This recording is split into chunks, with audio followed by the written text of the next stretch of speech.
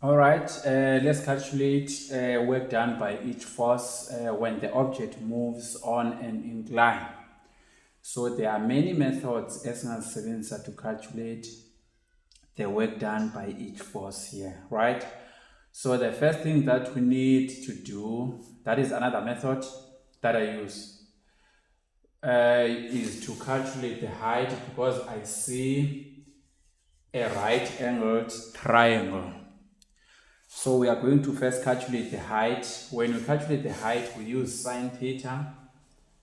Sine theta is opposite over hypotenuse.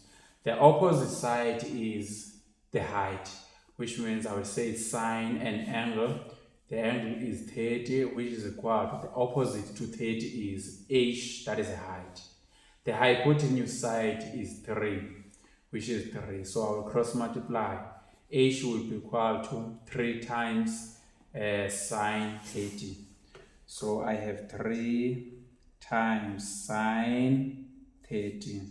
So the answer there is 1,5. So I have 1,5 meters.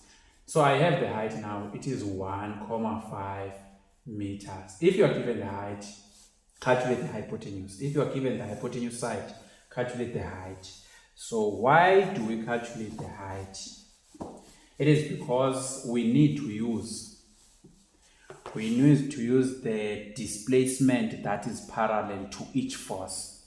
So in this case, we have the force applied and the frictional force.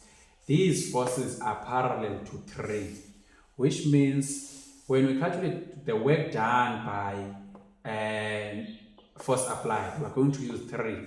When we calculate the work done by frictional force, we are going to use 3. Then weight is always straight down, that is the weight.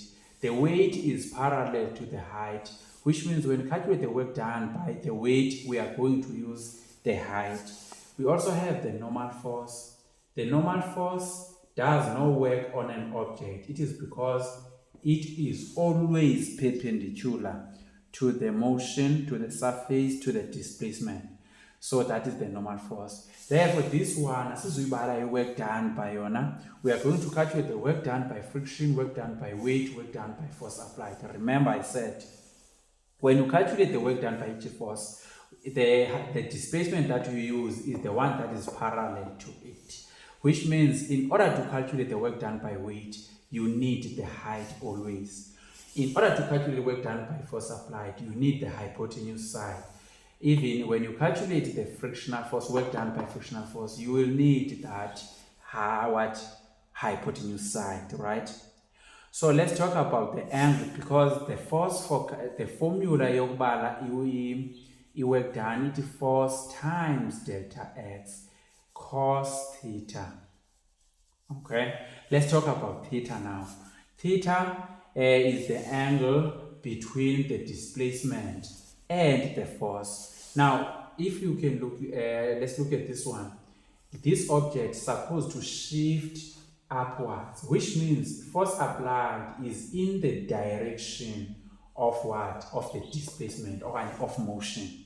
So since the force applied in that direction, the angle there is 0. So here, the definition this one is always perpendicular to the what? To the surface. So the angle there is 90 degrees. What about the frictional force? The frictional force is opposing the motion. So the angle that we are going to use always when we calculate work done by friction is 1/8, always with friction. Okay, what about this one? Since the object is moving up, weight and the friction are going down, which means we are going to use 1/8 here when we calculate work done by what? By weight. So it's a 1/8. Remember, the displacement must be parallel to that force. Work done by force applied will be equal. The force applied is 50 kN. 50.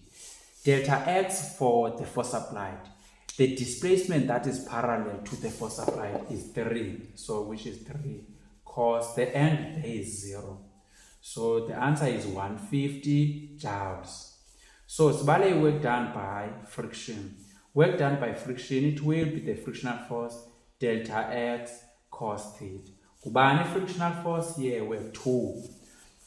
we have 2 newtons. So we have 2 newtons times delta x. Delta x is displacement. That is parallel. So if frictional force is parallel to 3, which means I am going to use 3. So the angle for frictional force is always 1/8. So the answer is minus 6 joules. Let's calculate work done by weight now. Remember, when we calculate weight, we say weight is mg. So endaweni force, I will put mg because this is the weight.